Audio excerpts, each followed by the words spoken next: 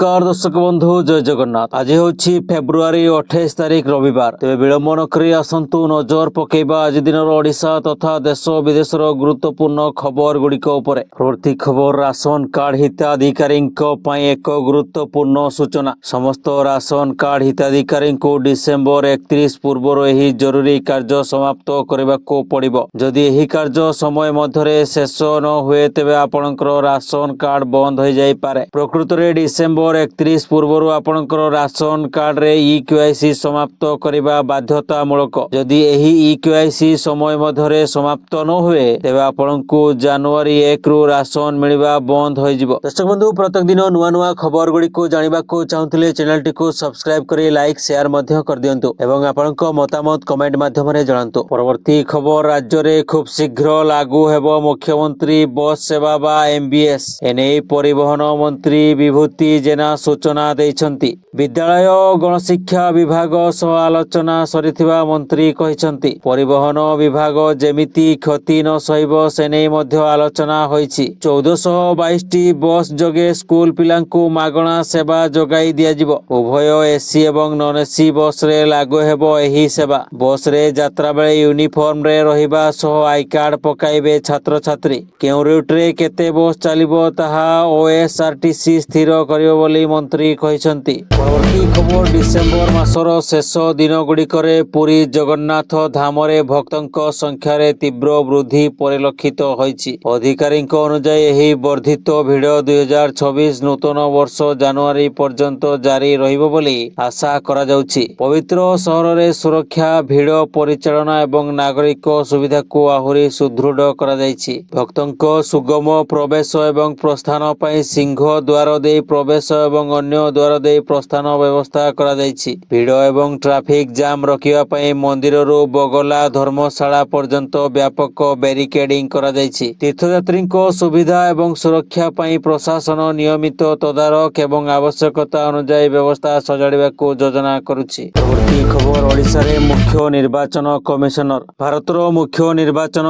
Commissioner Gyanesh Kumar 3 दिनिया Odisha गस्तरे आछंती। परिवार सह आछंती Gyanesh Kumar. Bhubaneswar airport रे अवतरण परे ओडिशार ऐतिह्य एवं परंपरा विषय रे जानिबा को आसीथिबा कहिसंती। 29 तारिख दिन सीसी ज्ञानेश कुमार बीएलओ मानक सह गुरुत्वपूर्ण बैठक करिवे। तेणु राज्य रे भोटर तालिका संशोधन प्रक्रिया बा एसआईआर को नै चर्चा जोर धरिछि। परवर्ती खबर लोकंको निद हो जाइछि प्रदूषण सर्टिफिकेट। राति न पाहुणु प्रदूषण सर्टिफिकेट केंद्र पाखे लागुछि लंबा लाइन। ताहा सह पूर्वरो बकेया फाइन पैठ लागि भी ट्रैफिक थाना आगरे भिड़ जमुछि। तेबे सर्टिफिकेट नारे लोकंको अजथा हैरान करा जाउथबा अभियोग होईछि। दीर्घ दिन धरी लोके फाइन टंका देउनथवा बेले एबे पॉल्यूशन सर्टिफिकेट पई पूर्व जरिमाना पैठ करबा को धाइछंती। पूर्वरो जदि गाड़ी रे कोनसी फाइन थिबो ताकू पैठ करा जाई नथिबो तेबे पॉल्यूशन सर्टिफिकेट मिलु नाही।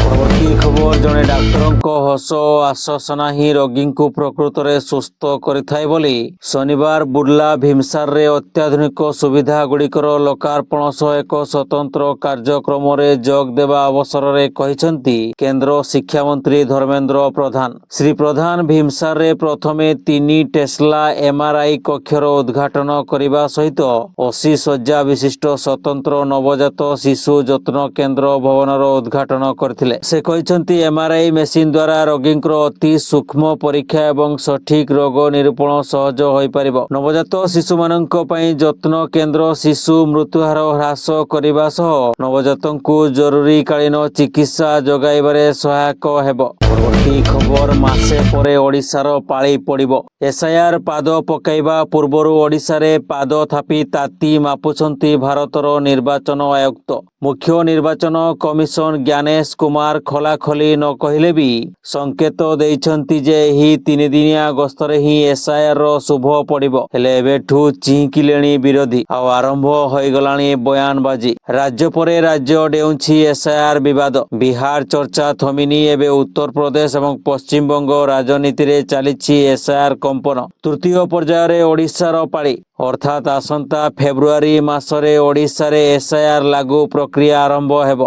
পরবর্তী খবর এনআইটি রাউরকেলারে বহু গুরুত্বপূর্ণ ঢাঞ্চাগত প্রকল্পর উদ্ঘাটন কলে শিক্ষামন্ত্রী মাননীয় কেন্দ্র শিক্ষামন্ত্রী শ্রী ধর্মেন্দ্র প্রধান শনিবার ଏହି প্রকল্প গুড়িকর উদ্ঘাটন କରିଛନ୍ତି। ଏହି ପ୍ରକଳ୍ପରେ ମୋଟ 200 କୋଟି ଟଙ୍କାରୁ ଅଧିକ ଖର୍ଚ୍ଚ ହେବ। ଏହି ଅବସରରେ ଏକ ଆଧୁନିକ ଇନଡୋର ସ୍ପୋର୍ଟସ କମ୍ପ୍ଲେକ୍ସ ଏବଂ 1000 ଆସନ ବିଶିଷ୍ଟ ଓପନ ଏୟାର ଥିଏଟର ଉଦ୍ଘାଟନ କରିଛି। ଏହା ସହ ଆଉ 3ଟି ବଡ଼ ପ୍ରକଳ୍ପର ଭିତ୍ତି ପ୍ରସ୍ତର ସ୍ଥାପନ କରାଯାଇଛି। ଇନଡୋର ସ୍ପୋର୍ଟସ କମ୍ପ୍ଲେକ୍ସଟି 35 କୋଟି ଟଙ୍କା ବ୍ୟୟରେ ନିର୍ମିତ ହୋଇଛି। ଏହା ଛାତ୍ରଛାତ୍ରୀମାନଙ୍କ ଶାରୀରିକ ଫିଟନେସ୍ ଏବଂ ସମଗ୍ର ବିକାଶକୁ ଆଗେଇ ନେବାରେ ସାହାଯ୍ୟ କରିବ।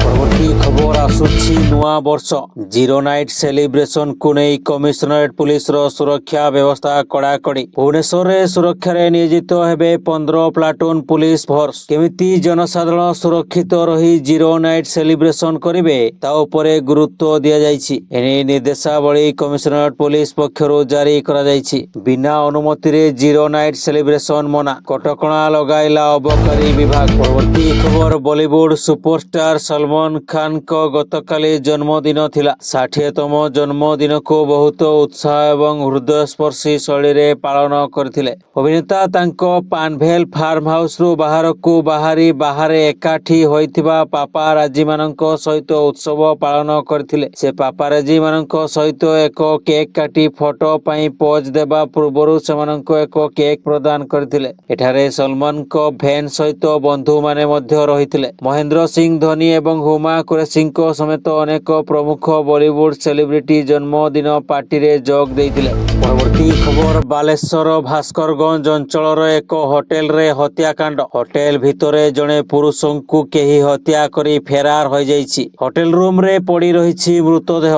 ସୂଚନା ଅନୁସାରେ 2 ପୁରୁଷ ଜଣେ ମହିଳା ହୋଟେଲକୁ ଆସି ରୁମ୍ ନେଇଥିଲେ। ପରୀକ୍ଷା ଦେବାକୁ ଆସିଥିବା କହି 502 ନମ୍ବର ରୁମ୍ ବୁକ୍ କରିଥିଲେ। ହୋଟେଲ କର୍ମଚାରୀ ଦରଜା ଖୋଲି ଦେଖିବା ବେଳକୁ ଜଣେ ପୁରୁଷଙ୍କ ମୃତଦେହ ପଡ଼ି ରହିଥିଲା। ଅନ୍ୟ ଜଣେ ପୁରୁଷ ଏବଂ ମହିଳା ହୋଟେଲରୁ ଫେରାର ହୋଇଯାଇଥିଲେ। ମୃତକ ଜଣକ ବେତନଟୀ ଅଞ୍ଚଳର ବୋଲି ଜଣାପଡ଼ିଛି। ପରବର୍ତ୍ତୀ ଖବର ପ୍ରଦୂଷଣ ସାର୍ଟିଫିକେଟ ମିଳିଲେ ଗାଡ଼ିରେ ଲାଗିବ ଗ୍ରୀନ୍ ଷ୍ଟିକର। ପରିବହନ ମନ୍ତ୍ରୀ ବିଭୂତି ଭୂଷଣ ଜେନାଙ୍କ ଘୋଷଣା। ପ୍ରଦୂଷଣ ପ୍ରମାଣପତ୍ର ମିଳିଲେ ତୁରନ୍ତ ଲାଗିବ ଗ୍ରୀନ୍ ଷ୍ଟିକର। ପରିବହନ ବିଭାଗ ପକ୍ଷରୁ ଏହି ଷ୍ଟିକର ଯୋଗାଇ ଦିଆଯିବ। ପ୍ରଦୂଷଣ ପ୍ରମାଣପତ୍ର ନଥିଲେ ହେବ କାର୍ଯ୍ୟାନୁଷ୍ଠାନ। ପରବର୍ତ୍ତୀ ଖବର ବିସିସିଆଇ ଜୁନିୟର କ୍ରିକେଟ କମିଟି ଦକ୍ଷିଣ ଆଫ୍ରିକା ଗସ୍ତ ପାଇଁ ଭାରତର 19 ବର୍ଷରୁ କମ୍ ଦଳ ଘୋଷଣା କରିଛି। 19 ବର୍ଷରୁ କମ୍ ଦଳ ଦକ୍ଷିଣ ଆଫ୍ରିକାରେ 3 ମ୍ୟାଚ୍ ବିଶିଷ୍ଟ ଏକ ଦିବସୀୟ ସିରିଜ ଖେଳିବ। ଏହି ସିରିଜ ପାଇଁ 14 ବର୍ଷୀୟ ବୈଭବ ସୂର୍ଯ୍ୟବଂଶୀଙ୍କୁ ଭାରତୀୟ ଦଳର ଅଧିନାୟକ ନିଯୁକ୍ତ କରାଯାଇଛି। ଜୁନିୟର କ୍ରିକେଟ କମିଟି ଦକ୍ଷିଣ ଆଫ୍ରିକା ଗସ୍ତ ଏବଂ 2026 ମସିହାର 19 ବର୍ଷରୁ କମ୍ ବିଶ୍ୱକପ ପାଇଁ ଦଳ ଚୟନ କରିଛି। ଆଇସିସି ପୁରୁଷ 19 ବର୍ଷରୁ କମ୍ ବିଶ୍ୱକପ ଜାନୁଆରୀ 15ରୁ ଫେବୃଆରୀ 6, 2026 ପର୍ଯ୍ୟନ୍ତ ଜିମ୍ବାୱେ ଏବଂ ନାମିବିଆରେ ଅନୁଷ୍ଠିତ ହେବାର କାର୍ଯ୍ୟକ୍ରମ ରହିଛି।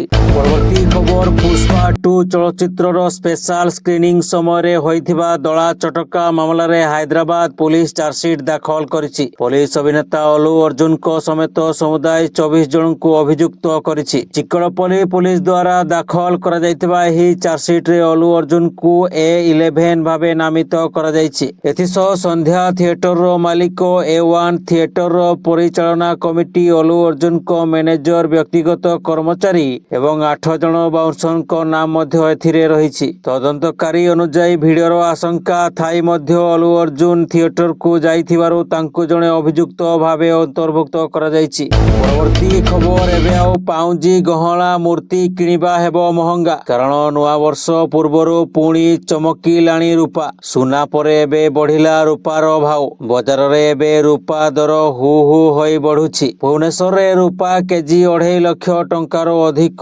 ହୋଇଯାଇଛି। ରୂପା ଦର ଏବେ 9,000 ଟଙ୍କା ବୃଦ୍ଧି ପାଇ 2,54,000 ଟଙ୍କା ଛୁଇଁଛି। ପରବର୍ତ୍ତୀ ଖବର ଚୀନ national university of defence technology ବିଶ୍ୱର ସବୁଠାରୁ ଦ୍ରୁତତମ ମ୍ୟାଗଲେଭ୍ ଟ୍ରେନ୍ ନିର୍ମାଣ କରିଛି, ଯାହାକି ମାତ୍ର 2 ସେକେଣ୍ଡରେ ଧରିବ ଘଣ୍ଟା ପ୍ରତି 700 କିଲୋମିଟର ସ୍ପିଡ୍। ଏହି ଅଲ୍ଟ୍ରା ହାଇସ୍ପିଡ୍ ଟେକ୍ନୋଲୋଜି ଭବିଷ୍ୟତର ଯାତ୍ରା, ହାଇପରଲୁପ୍ ସିଷ୍ଟମ ଏବଂ ଦୂର ସହରଗୁଡ଼ିକୁ ମାତ୍ର କିଛି ମିନିଟ୍ ସଂଯୋଗ କରିବାର ସମ୍ଭାବନାକୁ ଦର୍ଶାଉଛି। ଏହି ପ୍ରୋଜେକ୍ଟ ପାଇଁ 10 ବର୍ଷ ଧରି ଗବେଷଣା ଚାଲିଥିଲା। ଏହା ସହ ଜାପାନକୁ ପଛରେ ପକାଇଛି ଚୀନ। ପୂର୍ବରୁ ଜାପାନର ସବୁଠାରୁ ଦ୍ରୁତତମ ଟ୍ରେନ୍ ଥିଲା ଜେଆର୍ ମାଗ୍ଲେଭ୍, ଯାହାକି 581 କିଲୋମିଟର ପାର ଆୱାର ବେଗରେ ପହଞ୍ଚିବାର ଦେଶବନ୍ଧୁ ଖବରଗୁଡ଼ିକୁ ଆପଣ ଶେଷ ପର୍ଯ୍ୟନ୍ତ ଦେଖିଥିବାରୁ ଆପଣଙ୍କୁ ଅଶେଷ ଅଶେଷ ଧନ୍ୟବାଦ। ପୁଣି ଆସନ୍ତାକାଲି ନୂଆ ଖବର ନେଇ ଆପଣଙ୍କ ପାଖରେ ପହଞ୍ଚିବୁ। ସେତେବେଳେ ପର୍ଯ୍ୟନ୍ତ ବିଦାୟ ଦିଅନ୍ତୁ। ଧନ୍ୟବାଦ।